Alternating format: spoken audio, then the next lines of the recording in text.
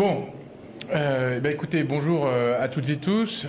Nous avons eu l'occasion déjà de l'exprimer, mais nous prenons bien entendu acte de la décision du tribunal correctionnel qui a condamné Marine Le Pen à 4 ans de prison, dont 2 fermes aménageables sous bracelet électronique, et à 5 ans d'inéligibilité avec exécution provisoire. Cette décision, elle sanctionne une faute lourde. Pendant plus de 10 ans, le Front National de Marine Le Pen a méticuleusement mis en place un système global et opérationnel, pour reprendre les mots du jugement, de détournement de fonds publics à travers des assistants parlementaires fictifs d'eurodéputés.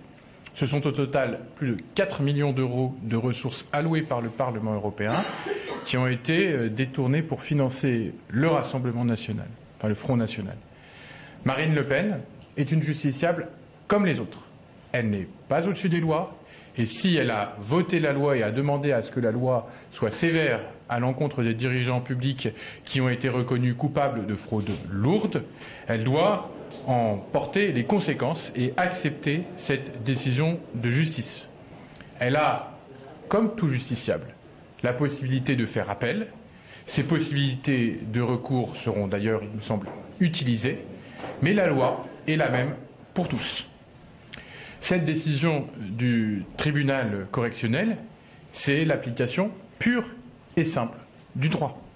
Depuis la loi relative à la transparence et à la lutte contre la corruption, dite loi Sapin II, votée en 2016 en réponse à l'affaire Cahuzac, la peine d'inéligibilité est obligatoirement prononcée dans une condamnation pour détournement de fonds publics d'une personne exerçant un mandat électif.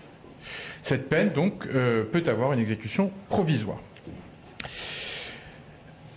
À l'heure où le Rassemblement national, notamment, prospère sur la défiance des citoyens vis-à-vis de leurs représentants, il est légitime que des peines exemplaires soient prononcées contre ceux qui fraudent. Cela a d'ailleurs toujours été la position de Marine Le Pen. Lors de son procès, Marine Le Pen n'a semblé à aucun moment prendre conscience de la gravité des faits qui lui étaient reprochés. Cette décision du tribunal ne peut et ne doit être instrumentalisée politiquement. Les socialistes ont toujours été défenseurs, d'une part, de l'exemplarité des politiques et d'autre part, du respect de la chose jugée, du respect de l'autorité de la justice et du respect de la séparation des pouvoirs, qui est un principe fondamental auquel toutes et tous nous sommes attachés et dont devraient être défenseurs tous les élus républicains, y compris au plus haut niveau de l'État.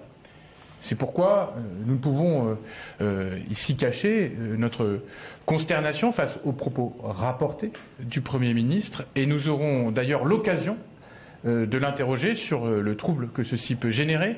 Et c'est Boris Vallaud, notre président de groupe, qui posera la deuxième question au gouvernement, qui portera donc sur ce sujet, c'est-à-dire de demander au Premier ministre d'être garant de l'autorité de la justice, d'être garant évidemment de leur indépendance, l'indépendance des magistrats, mais aussi de les assurer de leur soutien comme nous les assurons aujourd'hui. Des juges sont menacés, les choses sont graves et la République doit être protégée face notamment aux autocrates de tous bords, y compris à l'international, qui cherchent à instrumentaliser cette affaire pour déstabiliser le pays, alors même que je ne crois pas que ni Vladimir Poutine, ni Viktor Orban, ni Donald Trump soient exemplaires, et c'est bien le contraire, vis-à-vis du respect de la justice. Il est enfin curieux de plaider que pour sauver la démocratie, il faudrait la fragiliser. Aujourd'hui, ceux qui mettent en cause la démocratie, c'est ceux qui disent tous pourris, mais qui derrière ne se l'appliquent pas à eux-mêmes. Ce qui n'est pas sain pour la démocratie, c'est de laisser se faire élire des gens qui ont fraudé. La condamnation de Marine Le Pen est en définitive pas une condamnation définitive de l'extrême droite. Le Rassemblement national continue d'exister. Il est certes condamné, mais il pourra continuer de se présenter à des élections. Et à en voir les dernières enquêtes d'opinion, je ne crois pas que cette condamnation ait pour effet de le disqualifier de toute compétition électorale. Merci beaucoup. Deuxième point de notre rendez-vous, un point sur la loi sur la réforme de l'audiovisuel public. Nous commencerons à examiner à partir de cet après-midi en commission des affaires culturelles la proposition de loi du sénateur Lafont, dont je dis évidemment à l'avance qu'elle a été très dénaturée par les orientations et par les amendements qui seront conjointement proposés par le rapporteur et par la ministre de la Culture. Vous redire que nous sommes totalement opposés à cette proposition de loi par évidemment l'impréparation et la très grande légèreté avec laquelle ce sujet important qui est celui de l'avenir de l'audiovisuel public est traité par la ministre. Deuxièmement, dénoncer l'absence d'études d'impact de façon très commode, utilisant le vecteur de la proposition de loi de la part du gouvernement pour s'en exonérer. C'est un sujet absolument majeur qui occupera beaucoup de nos débats sur l'absence d'études d'impact, sur l'absence d'évaluation en matière d'ingénierie administrative, juridique et financière, sur les conséquences en matière d'emploi, sur les orientations stratégiques sous-jacentes à cette création de holding exécutif qui a tout le parfum à l'avance d'une fusion pure et simple, la dissonance entre les déclarations préalables qui avaient été formulées par la ministre sur ce projet de holding et un certain nombre de détails qui évidemment ne sont pas conformes à ces orientations. Je parle du degré d'intégration de France Info, je parle de l'intégration avancée, poussée du label ICI sur les rédactions locales de Radio France et sur France 3 Régions. Nous allons vraiment nous battre contre cette proposition de loi. Il a été imposé à l'audiovisuel public des économies historiques, notamment par amendement en toute fin de course au Sénat dans le projet de loi de finances.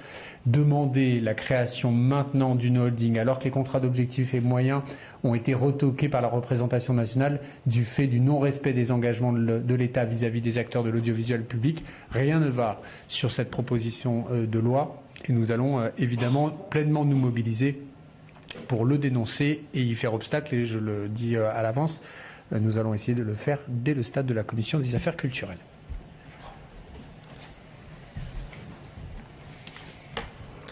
Bonjour à toutes et tous. Une injustice forte perdure dans bon nombre de territoires de notre pays. C'est celle de la difficulté de pouvoir se soigner et c'est devenu une réalité également pour bon nombre de nos concitoyens. Le renoncement à se soigner est aussi une vérité au quotidien. C'est la raison pour laquelle, alors que 9 millions de Français ont des difficultés à se soigner et vivent dans des déserts médicaux, qu'il est urgent d'agir et d'adopter une proposition de loi visant à réguler l'installation des médecins, et elle sera examinée dès ce mercredi à l'Assemblée nationale.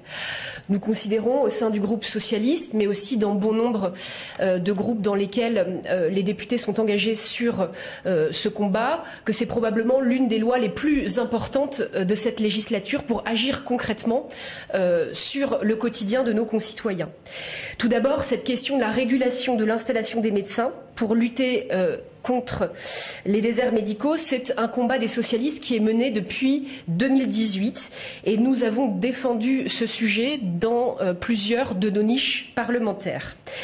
Afin de concrétiser ce combat, nous souhaitons rendre hommage évidemment au travail de notre collègue Guillaume Garot qui a lancé en 2022 un groupe transpartisan qui rassemble aujourd'hui 256 députés qui sont au travail pour porter cette proposition de loi, et nous sommes issus de 9 groupes politiques à l'Assemblée nationale.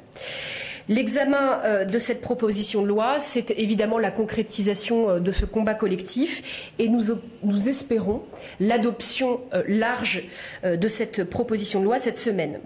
Nous avons déjà passé une première étape, celle de la commission des affaires sociales la semaine dernière à l'Assemblée, avec notamment pour les articles 2, 3 et 4 l'adoption de mesures fortes comme par exemple la majoration des tarifs pour les patients dépourvus de médecins traitants ou encore l'obtention ou en tout cas la mise en œuvre de la première année d'études en santé dans chaque département de France et le rétablissement de la permanence des soins. Tous ces articles ont été adoptés avec une majorité claire et il s'agit d'une première victoire dans ce travail transpartisan mené depuis maintenant bientôt 3 ans. En revanche, concernant l'article 1, il faut rappeler que cet article portant sur la régulation de l'installation des médecins dans les zones en tension a été rejeté à seulement 3 voix au sein d'une commission qui était jusqu'alors traditionnellement défavorable à cette mesure. Pour la séance, c'est-à-dire demain, Guillaume Garot a déposé un amendement de rétablissement et donc tout se jouera dès ce mercredi lors de l'examen en séance publique. S'agissant d'un autre sujet, celui de la PPL narcotrafic. Juste un mot pour vous donner la position du groupe des députés socialistes et apparentés. Nous souhaitons vous informer qu'au moment du vote solennel cet après-midi, le groupe votera pour cette proposition de loi, ne s'opposera pas à cette proposition à l'issue de l'examen en première lecture à l'Assemblée nationale et nous souhaitons faire en sorte de porter un vote favorable parce que nous souhaitons que ce texte continue son parcours parlementaire. La commission mixte paritaire sera un moment déterminant où le texte devra être modifié et équilibré. Et nous souhaitons également rajouter que nous envisageons aussi une saisine du Conseil constitutionnel si certains points ne sont pas modifiés dans le texte en commission mixte paritaire. Nous pensons notamment à la question des dossiers coffres ou encore de la question des quartiers haute sécurité. Merci. Merci beaucoup.